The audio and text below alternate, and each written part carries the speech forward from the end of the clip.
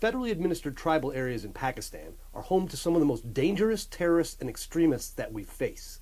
They are a remnant of British rule and nominally governed by Pakistan through 7 tribal agencies. They sit in the mountains next to Afghanistan and were brought into existence when the British decided to split the Pashtun tribes by drawing the Durand Line.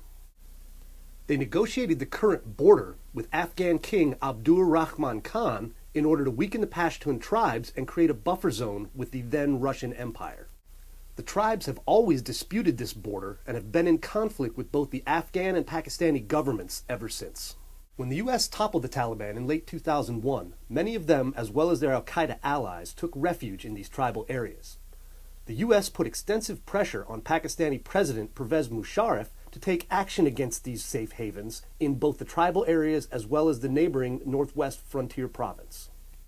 At first, the Taliban and local tribal leadership were separate entities, but over time it grew difficult to distinguish between the two. The Pakistani military sent up to 80,000 troops into these areas, and there was pitched fighting for several years. They also held sustained bombing and artillery strike campaigns against these, killing many fighters, but also many civilians as well. This hardened the resolve of the tribes, and they fought back ferociously. Eventually, the Pakistani government decided that they could not defeat the Pashtun tribes and began negotiations that led to a series of agreements with them. The first was in 2004 with a Taliban leader known as Nek Mohammed in South Waziristan. Later in 2006, they signed another agreement with Taliban leaders in North Waziristan that was known as the Miram Shah Agreement. This called for cessation of hostilities as well as the release of 165 militants held by the Pakistani government. Later in 2007, they signed another agreement with tribal and militant leaders in Bajaur Agency that was supposed to bar them from harboring foreign fighters and to stop their attacks on the government.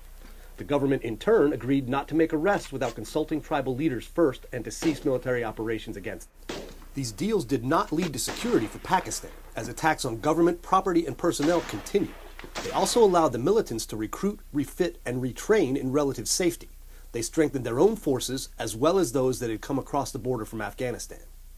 These deals were a major factor in the worsening security situation as the Taliban began re-infiltrating to Afghanistan in 2006. They used the ceasefire as a major opportunity to push back into areas that had seen little violence since their overthrow in late 2001.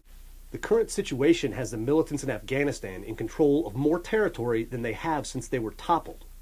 The treaties Pakistan signed allowed the Taliban to gain strength, and they have used it on both sides of the border. Although they have lost many leaders in the tribal areas to U.S. drone attacks, the new Taliban leader in Pakistan, Hakimullah Masood, held a press conference to announce that they will continue to fight, and they will attempt to take over both Pakistan and Afghanistan. The Pakistanis have recently begun major military operations against these areas to try and regain some semblance of control. Even the most recent Malakand accord with the SWAT Taliban has disintegrated, and fighting with the followers of Sufi Muhammad has begun in earnest. Tribes on both sides of the border represent the biggest challenge to security and peace for the region. It will take a combination of force and increased prosperity for the people to bring them to the table.